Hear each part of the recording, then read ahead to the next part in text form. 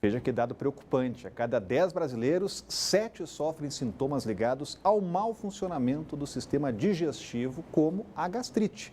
Os efeitos dessa inflamação nas paredes do estômago são os mais variados e os sintomas também. Sabia que infecções a medicamentos, também até o estresse, podem levar a uma gastrite aguda? E o Consulte Doutor de hoje é sobre esse tema. Nós convidamos a médica Silvia Souto para falar mais sobre este assunto. Doutora, bem-vinda ao Band Cidade, assunto que sempre levanta muita dúvida. Agora, a principal pergunta, doutora, como evitar a gastrite? Como fazer a prevenção? Boa tarde, Rodrigo. Boa tarde. Evitar, a melhor forma sempre é evitar, né? A prevenção é sempre a melhor forma. A gastrite, como você já disse, atinge muitos brasileiros porque ela é a causa é muito exposta, o brasileiro é muito exposto às causas. Seria o excesso de álcool, o tabagismo, a automedicação. Então, a gente tem que evitar isso. A automedicação, que seria anti-inflamatório, antibacteriano, antiviral, o excesso de álcool, o tabagismo. A gente também tem que evitar o estresse, o que é coisa difícil. Mas para evitar o estresse, a gente tem que fazer o quê? Exercício físico, nós temos que fazer uma meditação também.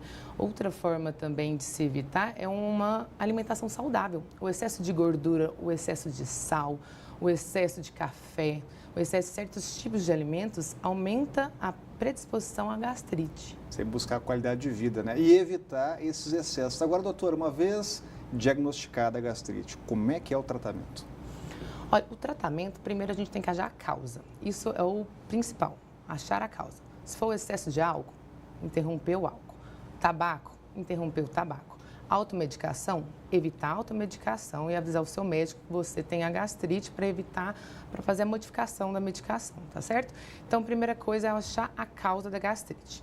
E depois disso, a gente tem que ver, por exemplo, se for a presença da bactéria, H. pylori, nós temos que fazer o tratamento prescrito pelo médico de antibacterianos específicos. Se for o estresse, nós temos que fazer isso que eu já falei, exercício físico, nós temos também ansiolíticos que pode ser usado. Agora, se for a má alimentação sempre está relacionada a isso. Então, é essencial que a gente faça um tratamento acompanhado com um nutricionista, tá? A gente fazer uma alimentação que evite todas essas coisas que eu falei na nutrição. E nós também temos duas classes que é muito usada, até na automedicação mesmo, que seria os inibidores da bomba de próton, que é os famosos omeprazol, esomeprazol, pantoprazol, e os antagonistas H2, que é ranitidina e cimetidina, que eles são os sintomáticos.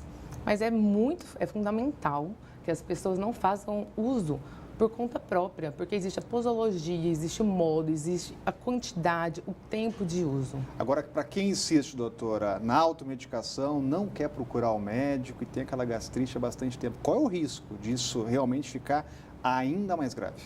Olha, a gastrite tem vários riscos, né? Por exemplo, se for a bactéria H. pylori, né, a causadora, se nós não tratamos ela com o antibiótico necessário, ela pode progredir para um câncer, por exemplo. Não é que todo mundo que tem H. pylori vai ter o câncer, né? Mas também a gastrite pode causar úlcera, pode causar o quê? Sangramento, vômitos, né, com sangue, sangue nas fezes. Então, a pessoa pode ter uma perda de sangue, anemia com isso e um câncer também. Obrigado, doutora. Tenho certeza que respondeu a dúvida de muitos telespectadores. Muito obrigado. E olha, hoje o governador do Distrito Federal, Ibanez Rocha, e a ministra da Mulher, Família e Direitos Humanos, Damares Alves, visitaram as obras da Casa da Mulher Brasileira. O espaço está interditado desde abril do ano passado por problemas na estrutura. A visita dos governos federal e local foi feita a portas fechadas para a imprensa. O espaço está interditado desde abril de 2018 por problemas estruturais. As obras começaram ainda no ano passado, mas até hoje não tinham sido entregues. Para o governador, mesmo diante dessa situação, é melhor ter o local parcialmente aberto do que totalmente fechado.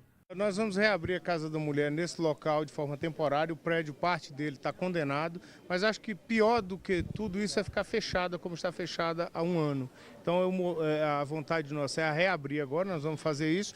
Juntamente nós vamos abrir um atendimento no metrô. A Secretaria da Mulher está indo exatamente para onde as pessoas têm acesso. Então nós vamos colocar em uma das estações do metrô. Os espaços que já podem voltar a funcionar é a Delegacia Especializada de Atendimento à Mulher, o atendimento psicológico e social e o abrigo para quem necessita de medida protetiva.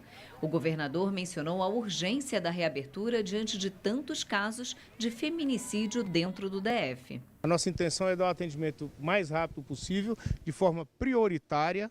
Nós temos prioridade zero, porque nós estamos vivendo um ambiente de muita violência doméstica. Nós temos aí vários casos de feminicídio e inúmeros casos de agressões às mulheres. Quando funcionava, a Casa da Mulher Brasileira atendia e acolhia vítimas de agressão. O prédio custou 8 milhões de reais aos cofres públicos. A construção, que fica na 601 Norte, tem 3 mil metros quadrados de área e capacidade para atender até 250 pessoas por dia. Agora, Sérgio Amaral, o que explica uma obra tão recente já com o complexo parado desde então? É duro de aguentar, né, Rodrigo? Eu morei um tempinho, há uns 15 anos atrás, eu morei no Nordeste. E o nordestino tem uma frase, uma expressão que fala muito bem disso aí. Isso é o ó do Borogodó. É o ó do Borogodó mesmo. Como é que um prédio, uma casa importante como essa fica fechada há tanto tempo? É ótimo que tenha sido reaberta, mas isso não basta. É preciso, porque ela está sendo reaberta em parte, é preciso terminar essa obra de recuperação do prédio para depois atender mais gente, ainda mais pelo que a gente tem visto, acompanhado, né, Rodrigo? Está crescendo, infelizmente, pelo menos tem sido notificados, né, muito mais casos de agressão a mulheres e não dá para deixar essas mulheres agredidas desamparadas. O Estado tem a obrigação de dar esse amparo. Então, ótimo que tenha sido reaberto, em parte, ótimo, mas muito melhor vai ser quando terminar a obra e a casa for reaberta totalmente, né? Ó, a gente vai ficar de olho aí para ver se realmente vai ser totalmente reaberta. E depois de uma apreensão considerada indevida, o Departamento de Trânsito do Distrito Federal terá que indenizar uma motorista em R$18 mil por danos morais e materiais. A sentença do Juizado Especial de Fazenda Pública foi publicada nesta quinta-feira. O processo contra o Detran começou em 2015, quando o carro capotou na BR-060. Nesse acidente, o agente da Polícia Rodoviária Federal disse que o carro não poderia mais circular e levou ele para o depósito. O Detran também emitiu um laudo afirmando que o carro não tinha condições para circular, só que esse documento foi contestado pela dona do carro. Mas mesmo com o processo ainda em andamento, o Detran decidiu leiloar o carro da mulher. Diante disso, a Justiça classificou a ação do Detran como prática de ato indevido que atingiu a vida privada da autora do processo, assim como a dignidade dela. Como ainda cabe recurso, o Detran antecipou que vai recorrer da decisão e a gente vai acompanhar. O Band Cidade volta daqui a pouco, não saia daí.